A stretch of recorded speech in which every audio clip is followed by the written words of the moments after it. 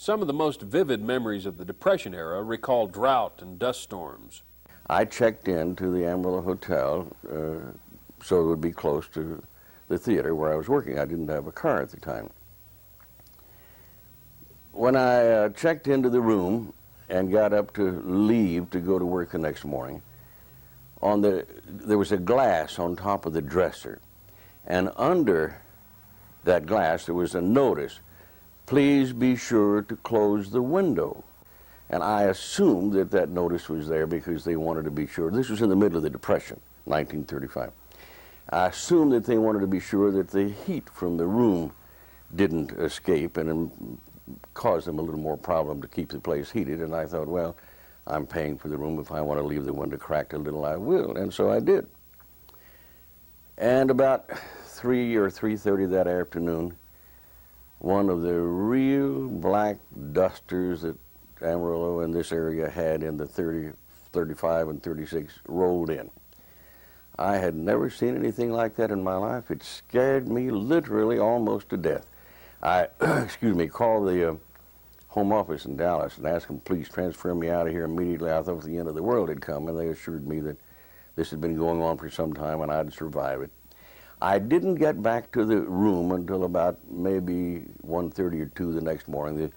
The theater closed at midnight, and then I always went in and got a little something to eat then. And I got back to the room about 1:30 or 2 the next morning, opened the door and turned on the light, and I knew immediately why they wanted you to be sure and close the windows when you left.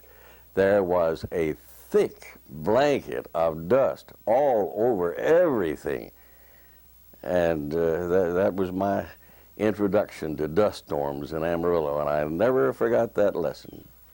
In 1935, my little girl was born at St. Anthony's Hospital on Saturday night, 2nd of March. And the next afternoon, about 3 o'clock, it became a black cloud from the west. We didn't know what it was, but it just moved over and everything became dark, and we were completely enshrouded with dust. The babies in the nursery all started screaming. The lights in the hospital had to be turned on, and everybody got real excited. Little did we know that that was the beginning of 6 weeks of blackness, that there wasn't a day for the next 6 weeks that there wasn't dust hanging in the air.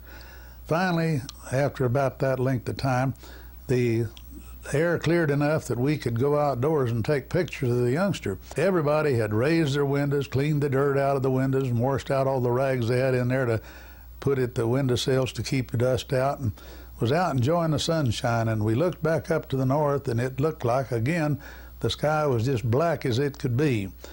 The radio came on and said that a big black duster had just hit Borger and picked up a lot of that carbon black smoke that was going there then and was headed in our direction. We rushed in the house, closed all the doors, shut down all the windows. I sat the wife and baby in a chair and covered them with a sheet. And by that time, I couldn't even see the lights in the house. But I got some tea towels and a bucket of water and started waving them in the air to cut down on some of the dust, protect the baby and the wife. We got through. Those tea towels looked like I'd been mopping a garage floor with them. The sandstorm bit kind of let up after I came out here, but I know from the way people talk that there sure must have been a boogaroo, because I climbed in attics afterwards while I was an electrician here, and I know the dust and the sand would sometimes be level with the rafters, just like you put insulation in.